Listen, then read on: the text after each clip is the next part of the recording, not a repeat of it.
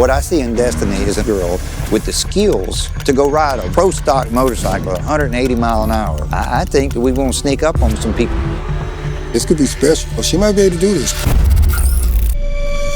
The life of a race car driver is fast-paced. I don't see how you could be a race car driver, especially be a woman. Women are making a name for themselves in motorsports. Can she become the first? I actually got the chance to go to my first NASCAR race 2 years ago. When I went, I was so amazed. And they just go past you. Pew, pew. It got me so excited. I was pumped. I was like, Mom, oh my God, I want to do that one day. If I got the chance today to be able to race NASCAR, I would take it. Who knows? Maybe I might get the opportunity one day. She's not just coming out of nowhere here. This is where she's supposed to be at. She's always been a go-getter type. I would be the first African-American woman to race in NASCAR. She went through a lot to get to where she at.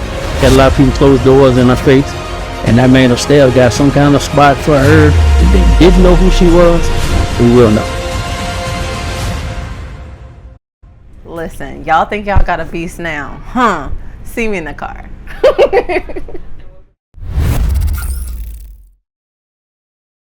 Some people coming in through the door.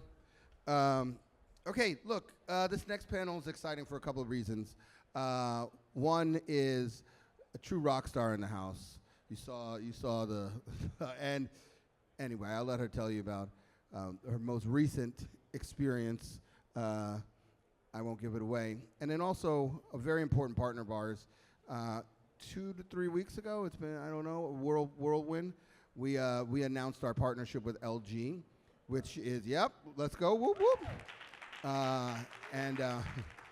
And our portrait TV, and basically our VOD hub and our fast channel partnership. And VOD was important, gives us 3,000 hours of content, but also original programming. And this morning we announced some of that original programming. Dystany is one of them. So let's bring up Dystany. Xhemile, why don't you guys come up, and then we'll have you guys. Yeah, let's give a huge round of applause. Okay, let's get this people on here. All right, Mike's on the chair. Sorry, I should have said that. Yes, you just sent on a mic. Okay, why don't you, I mean, we all know who you are, but go ahead. Why don't you introduce? Hi, everybody. My name is Dystany Spurlock, and I am a professional motorsports racer. And I say motorsports because I race in NASCAR and in NHRA Pro Stock Motorcycle. And I am the first African-American woman to race in NASCAR as of this year. Hi, everyone. Oh, no, sorry. I'm Xhemile Poley, and I am VP, Global Head of Events at LG Ads. So professional in marketing and events. So excited to be here today. And yeah.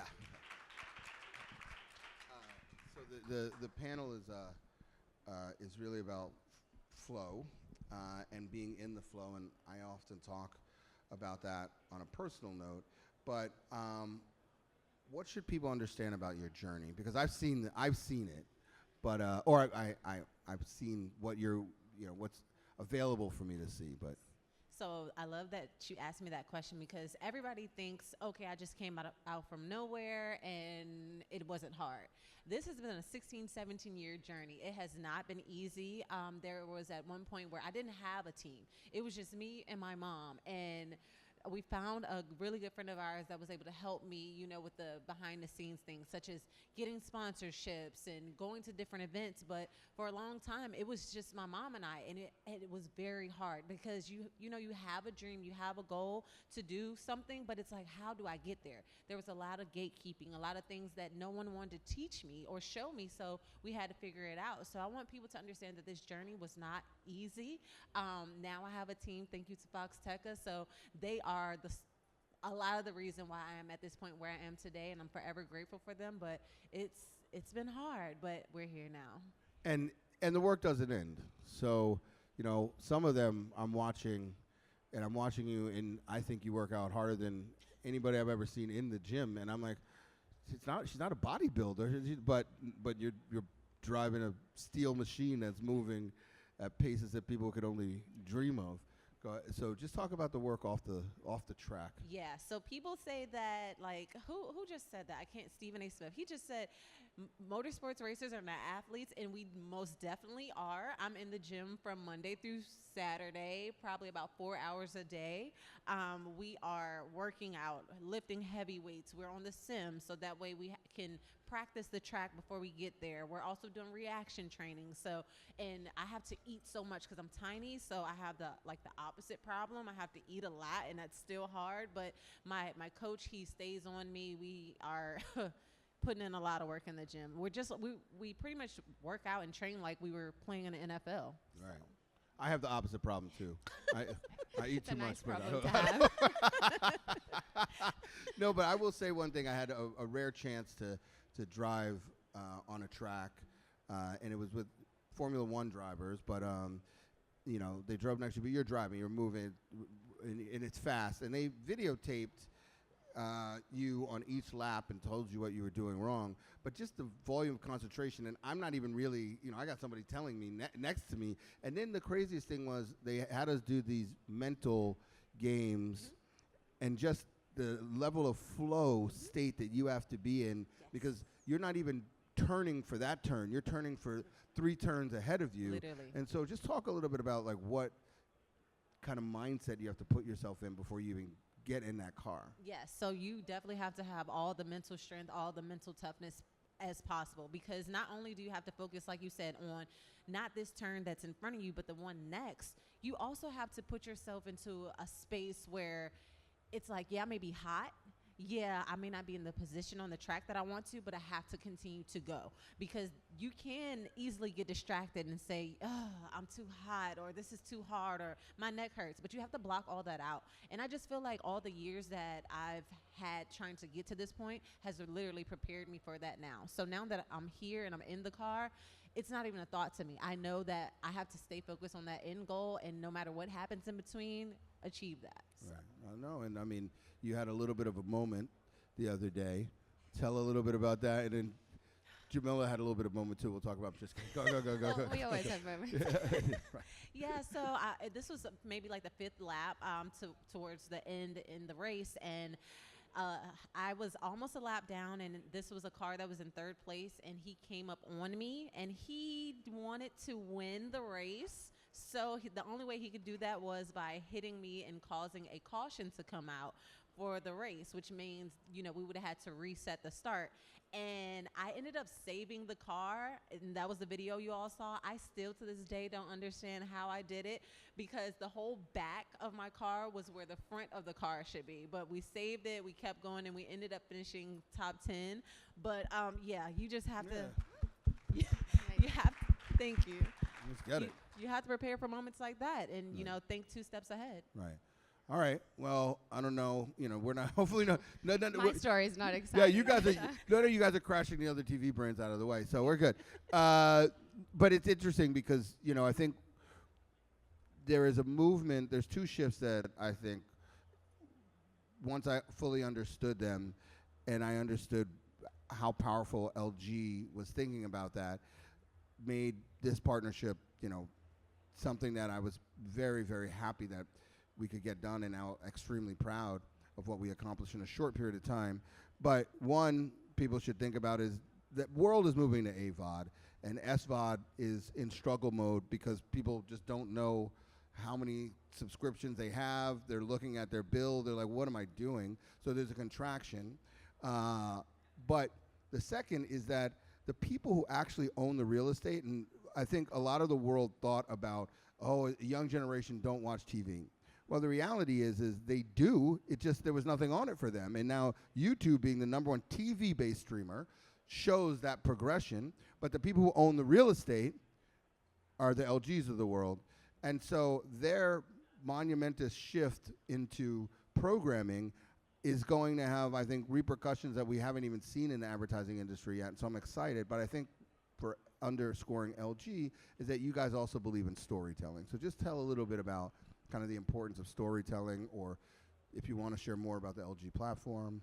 Yeah, sure. Well, I mean, this story in particular, we were chatting backstage, is a personal one for me. So I grew up racing go-karts from the age of 7. So seeing this and being with Dystany and just watching her docuseries, which everyone needs to watch, it's actually amazing. I literally had, like, the hairs were standing up on my arms watching, truthfully, because I can relate in so many ways, on so many levels, and I think that's what's so important. There's the traditional fandom is going away. People are connecting to the personalities that they're watching, what's happening on the content, and that's the real draw. So I'm tied in, I'm locked in, ready to go, and it's amazing that you are able to, touch on bringing women up, because that's a huge factor there, that it's outside of motorsports. You're doing so much, you've already done so much, honestly, it's incredible. But being able to push these stories front and center, our home screen is something that we offer, that's the biggest play for us. You turn on the TV, that's the biggest piece of inventory. There's so many things we can do. There'd be creative content and whatever to draw you in. And that's one of our biggest pushes from the LG perspective, and what we're doing really well. So, and then it ties back into contextual TV, where we are able to place ads in real time based on what content that audiences are currently watching. So. And you guys are so aggressive in terms of screen expansion. Last night I was in the restaurant, there was an LG thermostat, and somebody was like, that's going to be the next screen. I was like, probably going to get it. And talk a little bit about, because you guys at the upfront, beyond the work you're doing with us, which is the best work you're doing, but you guys also just showed a slate of kind of like future programming. Just talk a little bit about what you guys have been doing on the content side in terms of, Yeah, so from the content side, it's very important for us that we are building, premium content for premium audiences. We're not, we're coming with intent. We are putting our best foot forward, and we're trying to work with partners like Portrait, which we're so excited about, to be able to offer this platform for, like you said, we're in this era now where we're trying to put meaningful, authentic content that means something to people, that people can relate to, so it's actually making a difference. And that's what we're seeing. That's what the shift that we're seeing right now is. That is a big play. So people are sick of, doing whatever else is out there. They want to watch what's authentic, original content, creative content that means something to them. So. And I think that, you guys do a really good job of working with those creators. I think about, what's her name, who has the cooking show? All Chewed Up. Yeah. She could not speak more about the experience, she's had with you guys. And I think that treating this community as, a very important community versus just seeing them as a way to monetize. I know the work we've done. Yeah. At every step of the way, we've worked together to kind of bring this vision to life. But that day in December when we met for the first time. God. Oh my God! Nobody texts me about where is this? I'm like, so.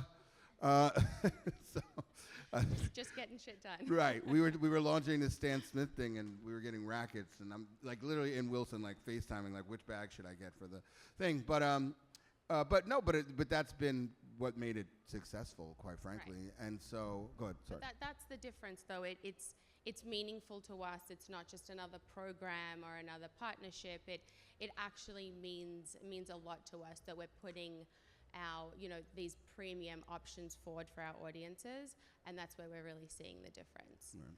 And LG Channels is one of the top 5 apps on our TV, so it's doing really well. We have over 4,500 options for channels for people to dial into through our LG channels. So it's amazing what we're able to put forward. Right, and it's okay.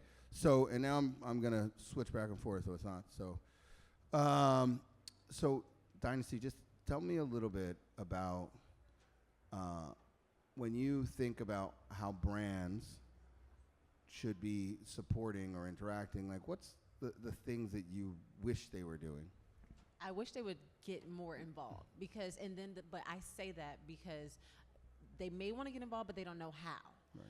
In motorsports, at the end of the day, we need backing. We need support. And I feel like a lot of times when brands see us, they're like, oh my gosh, we love what they're doing, but do they take the time to stop and think, okay, they need funding, they need backing to continue to do what it is that we're doing? And, you know, that's what got them attracted to us in the first place. So I just would love for them to reach out, help us continue this thing going. And like you said, as far as the storytelling, like, that's what it's about. We can't do these things. We can't tell these stories without helping and backing.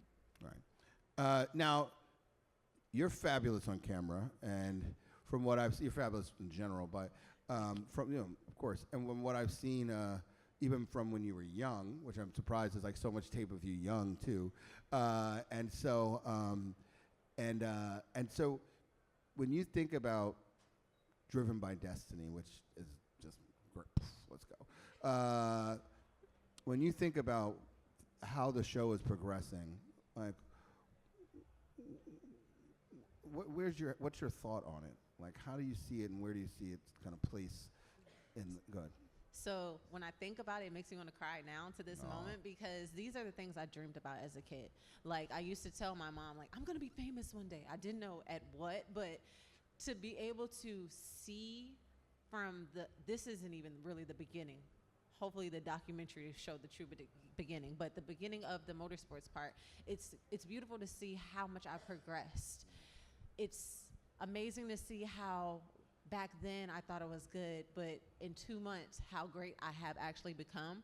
And then when I see it, I know when those other little girls that look like me or little boys that look like me see it, I feel that it's going to inspire them to say, you know what, if she can do it, I can do it too, because that's what it's about. It's about the generation that's coming up after me. So it makes me really proud, and I can't thank Fox Tekka enough for doing this for me and showing my story to the world. Oh, I love that. And that's, you know, it's kind of when we were at the upfront, that's what I said is, you know, for me this is personal too, because I want my kid to wake up and see those stories, you know, and say the same thing. And I had this argument with this guy years ago.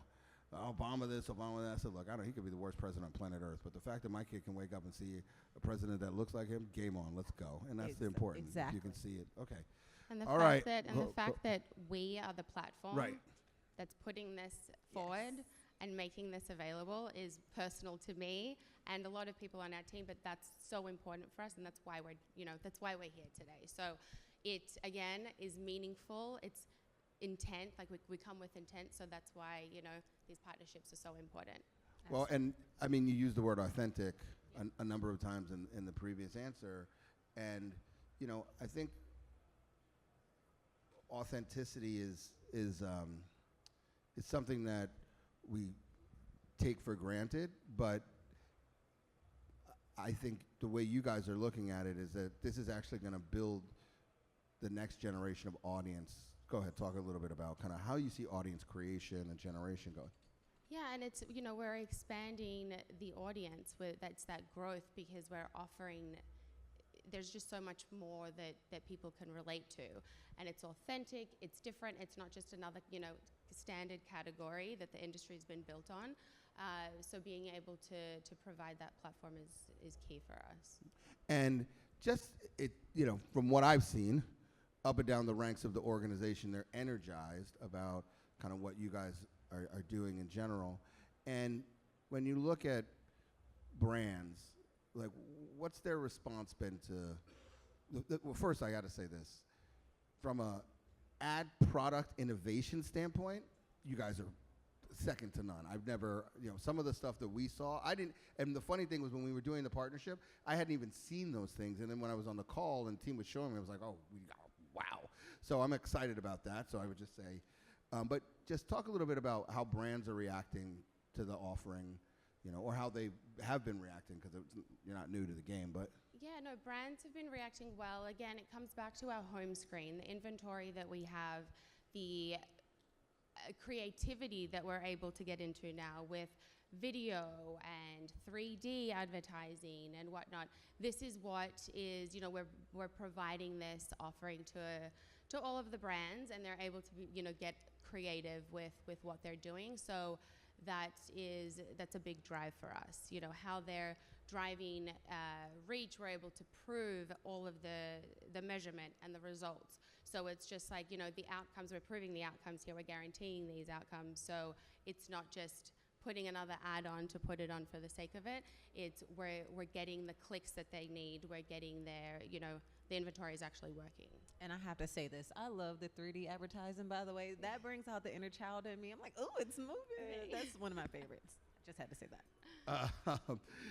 And to be fair, you guys are also pioneering, you know, performance television, which I believe is, you know, part of the future of this, because that was always the challenge that television faced. You know, the joke, I know 50% of my TV money, I just don't know I don't know how 50% of my money, anyway, whatever the old saying is, I don't remember it now. But anyway, but talk a little bit about kind of why you guys leaned in on performance, just a little bit. Well, it's a big deal for us. Obviously, we're trying to make it sure that you're getting the results that you need. We're putting our money where our mouth is, and just getting down to what the outcomes that we're trying to achieve here. Right. So it's, you know, just making sure everything is measurable and in place the way it needs to be. So. Right. Speaking of performance, so when you think about chasing down kind of that number one spot, and it was funny because I participate in this program. It's called PAC, and it's professional athlete community, and it's basically for athletes who have already retired or are about to retire, and now even young athletes just looking for a second career and try to understand a second career. You know, you can imagine how hard it is, and these are at the highest levels. Now it's fun to see the young guys preparing just in case, but a lot of the athletes are like, I can't do business, and I'm like, dude, I can give you what if I fail? I can give you the playbook for business. Like, I can do that. What I can't give you is drive, determination, focus, like that. And you already have that in droves, not just you, but these guys. And it was interesting, one of the athletes said, they said, there was a baseball player at the table, it was a round table thing. And he said, what was your batting average? And I think he said like 3 something, right? He said, so that means 75% of the time you failed. He said, did you stop? He said, no, and you didn't even look at it that way. And it was interesting. And so when you think about like that number one slot, because those are hard to get to, but when you don't come in number one, how do you reset your mind?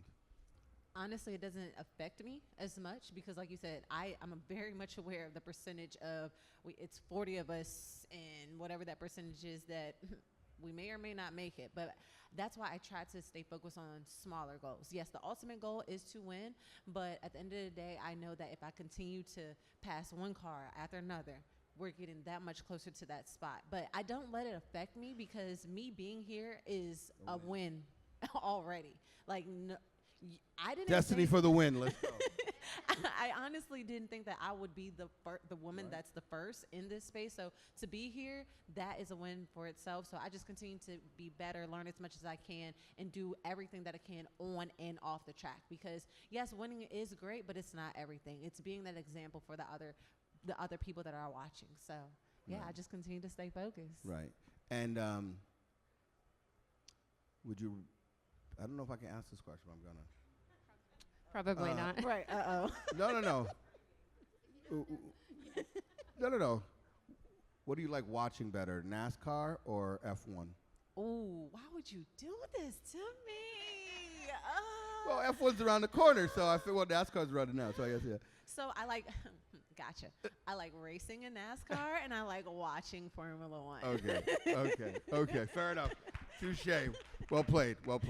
And what was the thing that you were the most surprised of when you started racing on the professional NASCAR circuit? It wasn't as hard as I thought it was going to be. Oh, wow. Not to say it's not hard. I was going to say 40 people. I was like, there's a lot of people want to race there, but yeah, go ahead. It's very hard, but I think what it was going to the tracks and looking at the embankments. That, for me, was very intimidating because you got to think you're standing on this flat surface here, and then the embankment is all the way up there. And it's like, I'm really about to race on this? Okay. Right. But once you get out there, your body acclimates to the G-forces, and you realize that you can go faster in these corners than what you really think. So I think, yeah. Yeah. Okay, that's great, man. It's not as hard as I thought. I love but that. It's still hard. Yeah. No. Well, it's not. You make it look easy. So there we go. Xhemile, you make it look easy too. But what's the hard? No. Just last closing question. Just when you think about where LG is going in the future, like Xhemile, where should we be thinking about where LG is going in the future? LG ads.